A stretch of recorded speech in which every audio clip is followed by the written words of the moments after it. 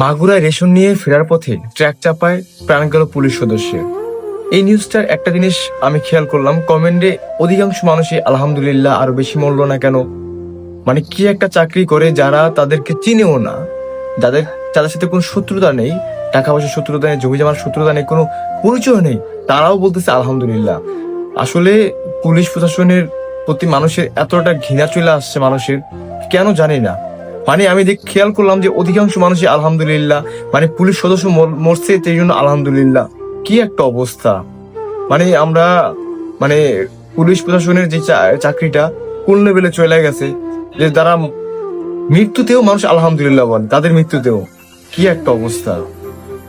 মানে তাদের মানে দুঃখ প্রকাশ করবো তো দূরের কথা, আলহামদুলিল্লাহ আরো বেশি মতো না কেন। মানে আমি কমেন্ট দেখে আশ্চর্য, মানে একটা পুলিশ সদস্য যাদের কোনো মানে কোনো শত্রুতা নেই, কিচ্ছু নেই, তারাও এই কমেন্ট করতেছে।